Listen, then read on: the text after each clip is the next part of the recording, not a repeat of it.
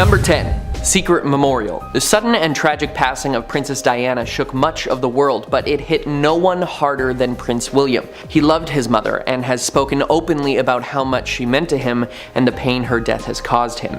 Perhaps that's why he likes to keep her around in small, secret ways. In everyday life and on special occasions, such as his wedding or most recently his grandmother the Queen's funeral, the prince can be seen wearing a silver-banded watch, an Omega Seamaster 300M to be exact. This same type of watch is worn by none other than James Bond in many of his films, usually including a neat gadget like a laser or a grappling hook. But the prince's doesn't have any spy features that we know of, and he doesn't wear it as part of a low-effort cosplay. No, this watch was actually given to him by his mother Diana, and he treasures it so much that he wears it as often as he can, even while conducting military operations as an Air Force helicopter pilot, showing just how much the gift and his mother meant to him. Number 9. Codenames. Before I get into this next one, guys, be sure to like and subscribe so that I can keep bringing you the most amazing videos. Now, it's no secret how much the royals require security, and being some of the most well-known, and some may say most controversial, figures in the world, I can see why. For example, Prince Harry's wedding to Meghan Markle cost a whopping £33.5 million, and 30 million of that was spent on security alone. But security isn't all black suits and earpieces. One of the most simple and effective ways the royals keep their privacy is by using code names for traveling, booking events, or making purchases. One of the secret names meant to denote the prince is Danny Collins, while Kate's was Daphne Clark, the first letters of both names being DC, the initials of their royal titles, the Duke and Duchess of Cambridge. But the secret names don't stop there. While attending University of St. Andrews, William decided to go by the name Steve in order to keep a lower profile and focus on his studies. Although now all I can think of is one of his uni friends watching the coronation on TV and saying, "Oi, isn't that bloke Steve from chemistry class on the telly?" Number 8. Speaking of codenames, Prince William actually had another nickname when he was younger, Billy the Basher. Reportedly, in preschool, the young prince had a sort of rough and tumble attitude. He pushed his way to the front of lines, teased students by pushing them around, and had a bit of a temper when it came to following the rules. The name was given to him not only by students but by his teacher, and some of the other parents adopted it as well. Allegedly, he also used to flex on the other kids with his royal stature, even going so far as to say things like, "My daddy can beat up your daddy, my daddy's the Prince of Wales." And apparently, this cheeky attitude and rude behavior followed him home from school, and Queen Elizabeth II had to have a chat with him and say that his behavior was not acceptable. Imagine getting put into timeout by the Queen. Number 7. Childhood crush. Although they seem otherworldly at times, at the end of the day, the royals are all people just like us, and even being in line for the throne doesn't save you from teenage embarrassment. Like many people his age, 13-year-old William had posters on his walls of singers, movies, and supermodels. And one day, his mother hatched a beautiful scheme. While the future king was at school, Diana was on the phone preparing for the prank of a lifetime. Friends and family often talked about how much she enjoyed pranking and goofing around with those that she cared about. When William and Harry came home from class and walked up the stairs at Kensington Palace, they saw not just their mother, but also Cindy Crawford, Christy Turlington, and Naomi Campbell, 3 of the models the boys had on their walls, standing there as though they had stepped right out of their posters. William, quote, "went bright red, didn't know what to say, and pretty much fell down the stairs." As a teenager, he tried to keep this embarrassing happening a secret, but now it's a fond memory of his mother, who he says was quite a joker. Number 6. While the Duke and Duchess of Cambridge have been together for many years and got together while he was still just Steve, that doesn't mean that they haven't had their problems. In 2020, a new book revealed that the two had actually had a brief separation period in 2006, 3 years before their engagement. But this wasn't a mutual decision, apparently. Will actually dumped Kate over the phone, well, while she was at work, no less. I've had the misfortune of being broken up with on a phone call, but I can't imagine how it would have felt to have a future king dump you while you're prepping for the 11 o'clock meeting. That's cold, Bill. Kate was not one to mope around though, as she was seen not too long after out on the town with her friends, and eventually William came to his senses and reconciled with his now wife. Number 5. You're a wizard, William. Harry Potter and the future king have more in common than just an accent and a castle, but they also share some key facial features, namely the scar. While Harry Potter got his scar as the result of magic gone wrong, or right, depending on how you slice it, William got his in a much less mystical way. When he was 13, the prince was playing golf with some of his classmates and, well, in his own words, "We were on a putting green and the next thing you know there was a 7-iron and it came out of nowhere and it hit me in the head." This accident left him with a lightning bolt-esque scar on his forehead, much like Harry's in the books and movies. Now hopefully, the prince's scar isn't a warning sign that part of a dark wizard's soul exists inside of him, but I don't think that he was hit by Voldemort's golf club, so we should be good. Number 4. Helicopter Hell. Now, it's no secret that many of the royals also hold military titles and duties. Even the late Queen Elizabeth II served in the armed forces, and Prince William is no exception.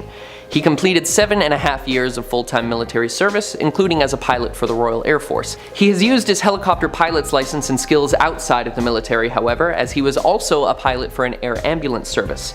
William has stated in multiple interviews that while the work was extremely fulfilling, it was also incredibly mentally taxing. He's thankful that he was able to use his skills to save many lives from many dangerous situations, but some of the scenes he was called to were too much for him, and he sometimes needed to step away for a moment. In the few instances where this happened, the prince explains that children were involved, and it made him think too much of his own children. Surely a job like that will leave you with some mental scars, so thank you to those of you out there who are first responders and help people in terrible situations. Number 3. Saucy Ski Trip. In 2017, on a boys' trip to Switzerland, William had many embarrassing videos surface involving him dancing. The first of which was relatively harmless, and it shows the Duke of Cambridge dad dancing in a club. Kinda like this. Now, those moves, while embarrassing, did not get him in any hot water, but the next moves sure did. Another video surfaced later of the prince dancing with 2 women, a blonde and a brunette, not at the same time, mind you, and quote, gyrating and grabbing hips with them. It is thought that one of the women is Australian supermodel Sophie Taylor, who was seen with William on the slopes earlier that weekend. Obviously, he would have liked this to stay buried, especially since his wife was at home with the children at the time. Number 2.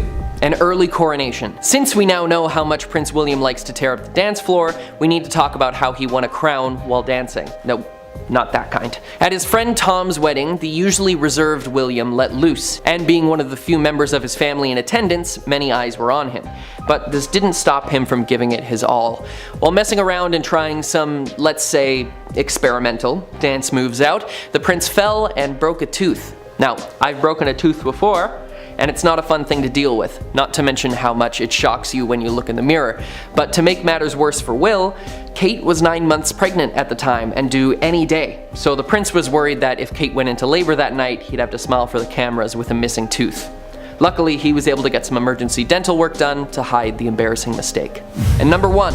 A rose by any other name. In 2019, rumors arose of a rift in the friendship between the Duchess of Cambridge and her longtime friend Rose Hanbury when the British tabloid The Sun published an article stating that Prince William asked her to begin phasing Rose out of their lives. William made a statement against these claims, threatening legal action against any publications that continue to circulate the rumors, but now a UK journalist, Giles Corrin, made a claim in a now deleted tweet that Rose and William were having an affair, and that this is what caused the rift. With many public royal events still happening in the wake of the Queen's passing, and Rose attending many of these events along with the Duke and Duchess, it makes these claims all the more volatile. And since there is no real evidence to go along with it, and the story is still developing, we need to take all of this with a massive spoonful of salt, and wait to see what else happens. Either way, this would not be a secret the royals would want getting out. Starting off in our number 10 spot, we have King Charles I. Okay, so this is one that goes way back, and it really creeps me out. So King Charles I was tried for treason after the Civil War, and he ended up being beheaded in 1649. I guess in the 1600s, everyone was beheaded, so this wasn't necessarily abnormal, which certainly is weird, but that's a history lesson for another day. The weird part, however, is that apparently his head was sewn back on his body so that he could sit for a portrait, or it was perhaps supposed to be a sign of respect. Either way, it's weird and very gross. I feel terrible for whoever's job it was to do that, and I also feel bad for the artist who was forced to paint that. Talk about a little traumatic. It does certainly make sense though that people say that Charles' ghost still haunts a building, because there is no amount of haunting that could make up for being beheaded and then having your head sewn back onto your body. No thanks. In our number 9 spot today, we have the Kensington system. Queen Victoria's reign began in 1837 and it lasted up until her death in 1901. She was just 18 years old when she found herself on the throne, and it was all by chance as she was actually 5th in line when she was born. This is all stressful enough, but certainly one of the worst parts of her upbringing was being brought up under the Kensington system. This means that her mother, Duchess Victoria of Kent, who created this system in order to control her daughter, literally just isolated her away from all of her friends and even from other family members, and apparently this was done to keep her quote-unquote pure. The Duchess would monitor her every move. She would decide who she could see and who she could speak to. Victoria only had 2 friends she could play with growing up, one being her half-sister and the other being her mother's attendant, Sir John Conroy. Victoria was even forced to share a room with her mother, and until she was the queen, she couldn't even walk down the hall by herself. In the end, Victoria placed a lot of blame on John Conroy for manipulating her mother. She even called him the demon incarnate. In our number 8 spot today, we have money making. We obviously know that the British royal family is rich. It certainly isn't a surprise to any of us to hear that. I mean, they made a tax-free $97 million in 2017, so it's not like they're struggling by any stretch of the imagination. And while there are claims that most of their income comes from their private estates and tourism, not everyone believes that this is the case. There are actually quite a few people who believe that the royal family costs British taxpayers a whopping $450 million a year. That's a ton of money. I truly do not know enough about anything to really choose a side, but it certainly is something to think about. I know with taxpayer money we pay a lot of salaries, and it's usually for a good reason, but $450 million is definitely next level. In our number 7 spot today, we have the change of name. So for us here in Canada, later in May, we have a day called Victoria Day. We set off fireworks, people have barbecues, it's like one of those types of holidays. Back in 1819, Queen Victoria, of course, before she was queen, was christened in a mostly private ceremony. It was quite small, her uncle only let a few people come, and at the time of this christening, her name was Alexandrina Victoria. Apparently during this time period, the name Victoria wasn't looked at as a regal name. It had French origin and was almost unique at the time. So flash forward to when Queen Victoria is first taking the throne, she begins getting advised to change her name. They thought that it would give her a better public image if she had a more traditional name. Clearly, as the history books and our Canadian calendars show us, Queen Victoria said, yeah, no thanks, I'm not gonna do that. In our number 6 spot today, we have the controversial history. The British royal family has quite a history of being perhaps less inclusive of others than would normally be accepted. There is actually quite an extensive history of racism in the royal family, and as we now know, especially after that Oprah interview last year, things haven't necessarily recently changed either. There have been certain gestures or small remarks made here and there that have definitely been a little out of touch, I'll call it.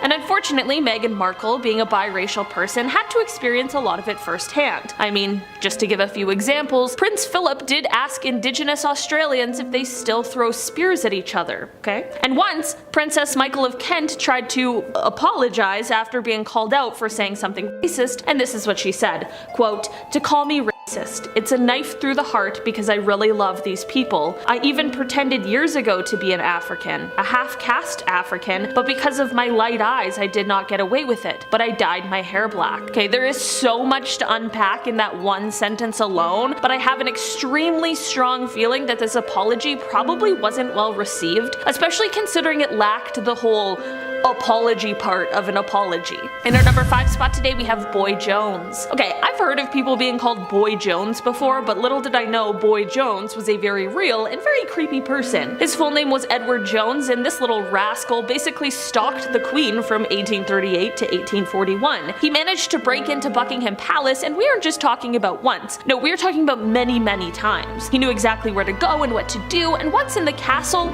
he would hide under the Queen's sofa, he would sit on her throne, and worst of all, he would go through her clothing. Like, what a little creep. He even went as far as to steal her clothes, which is just stupid. Of course, taking evidence of your crimes is just bad practice. Thankfully, he did finally get caught, but man, a few years of sneaking in and sitting on the throne, That's crazy. In our number 4 spot today, we have messy relationships. Joan of Kent lived during the 14th century in England, and she was known as being one of the most beautiful women in all of England. She was said to be quite loving, but it is also said that she had quite a whirlwind and controversial love life. So basically, Joan was only 12 when she had her first marriage. I know, horrifying now, but as was the practice at the time. She married a knight named Tom Holland, but when Tom went to war, Joan was approached by another man, the son of the Earl of Salisbury, who asked for her hand in marriage. Despite the whole Tom situation, she said yes, because at this time there was no way for anyone to know who would be coming back from battle, and she just assumed that Tom had died. It was of course quite the shock to everyone when Tom ended up returning, very much alive, to find out about all of this. A legal battle followed, which Tom ended up winning, and him and Joan went on to raise 4 children. After Tom's passing, however, Joan would go on to marry again, to the dismay of many people. This time she would marry the son of King Edward III, and she went on to become the first Princess of Wales. In our number 3 spot today, we have royal affairs. There have been many rumors over the years about the British royal family and their extramarital affairs, and I'm saying that this goes way back. So far back that one of the first accusations of this within the royal family dates all the way back to King Henry VIII and Anne Boleyn. Since then, it has only continued with people such as Princess Margaret and Peter Townsend, Princess Anne and Commander Timothy Lawrence, and of course, Prince Charles and Camilla Parker Bowles, just to name a few. The latter of those definitely being the most famous, especially when Prince Charles was confronted about it by his wife at the time, the beloved Princess Diana. Apparently, Charles responded to the confrontation by saying, quote, "Well, I refuse to be the only Prince of Wales who never had a mistress." Maybe not the attitude to keep when speaking to your wife who you're cheating on. I don't know,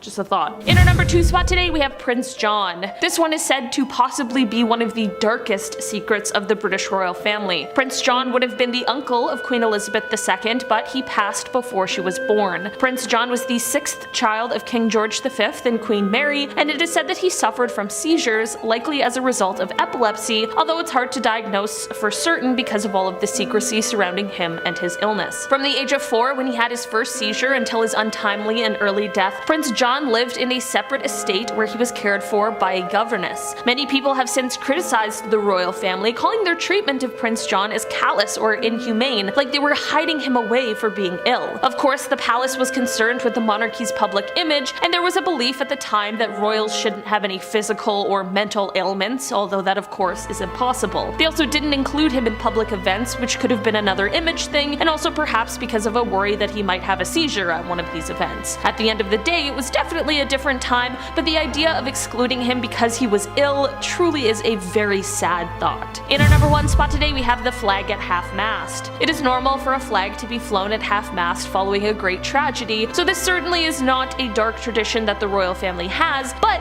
it's the time that they did not do this that is dark that I want to talk about today. After Princess Diana's death, people everywhere began mourning the loss, especially considering how young she was and how it all happened so quickly and unexpectedly. But the crazy thing, or I guess when you really think about it, the potentially sinister thing about it, is that the royal family just continued on as if nothing happened. Of course, business still needs to be conducted at times despite grief, but for many of them, there simply was no grief. The flag at Kensington Palace wasn't lowered to half-mast until the people complained about it, because they obviously felt like it was a slight to the princess. There were no public statements made until a day before her funeral, and there were many people who believed that if no one spoke up about this, that there may have never been any action taken by the family at all. Starting off this countdown, we have the criminal. In 2006, eldest daughter of Prince Andrew dated a criminal. Yeah, she dated a man that was arrested for manslaughter after killing a man named Jonathan Duchateler. He literally beat him to death. Of course, they tried to hide this because it looks so bad on them if a princess had a relationship with a literal killer. But what's crazy is how when news got out, they released a statement saying they must trust her and trust her judgment. Dude, where's the respect and trust for Meghan and Harry? Like, the injustice is so sickening. Moving on to number 8, we have the racism. In Meghan Markle's interview with Oprah, she revealed how racist the royal family is. She felt like she was never accepted because of her skin color since she is biracial. In fact, she said in an interview that there were concerns and conversations about how dark her son's skin might be when he was born. Yeah, they were actually concerned that her son wouldn't look light enough. That is absolutely repulsive. They literally shunned Meghan and her son because of their skin color. Not only that, but there were discussions if her son would even have enough protection. Again, probably having to do with his race. In our sixth spot, we have the relation to the German soldiers. You know, that particular group of really bad soldiers in around 1933, run by a certain dictator. I gotta tiptoe around this because of YouTube. But turns out that a British royal family member had a close friendship with yeah, that's right. So Queen Elizabeth II's uncle and his wife were sympathizers for these soldiers. They had close ties to the man behind the horror himself. In fact, rumor has it that his wife was giving over information to the Germans. The British government did everything they could to keep this connection and friendship hidden, but in 1957, it all came to light. We're now at our fifth and halfway mark with the Sham. So it turns out that the royal family may not be royal at all. That's right. Let me explain. So King Richard III was King of England until 1485. He died during battle. Well anyways, for the longest time, Richard III's remains were thought to be lost. That was until 2012 when his remains were discovered. Scientists tested the DNA and concluded that it did belong to him, but the tests didn't link him to any paternal relatives. Meaning, he didn't really come from a chain of royals. So somewhere along the line, infidelity occurred. Now people are rethinking and reanalyzing the royal family tree, and in the end, they may not actually be royal. Somebody come after Queen Elizabeth. Someone do it. Or whatever, Queen Elizabeth II. Come after her. Oh lady. Coming in at number 4, we have the incest. This is actually quite common in royal families, as they want to keep the royalness within the family. But turns out that Queen Elizabeth II and Prince Philip are distant cousins. Yeah, they share the same bloodline and are both directly related to Queen Victoria. But it doesn't stop there. Queen Victoria and Prince Albert were actually first cousins. They ended up having 9 children together. Yikes. There's even some people that believe that Queen Elizabeth's parents were brother and sister. Yet that hasn't been proven. But there's just too much inbreeding going on. And in our number 1 spot, we have the hidden cousins. If you have watched The Crown, then you probably have already heard this shocker of a story. But 2 of the Queen's first cousins were actually abandoned because they both had disabilities. The cousins' names were Catherine and Nerissa Bowes-Lyon. They both were born with severe learning disabilities. As a result, the royals were ashamed of them. They thought that this would taint the family or degrade their royal status. So they sent them to a mental health institution, which wasn't even the best. They were very mistreated there. They then went on to declare them legally dead, even though they were still alive. They kept them a huge secret. Now, when Nerissa passed away, she was buried in a grave marked only with a name tag and a serial number. That is extremely sad. They didn't even give her a proper burial.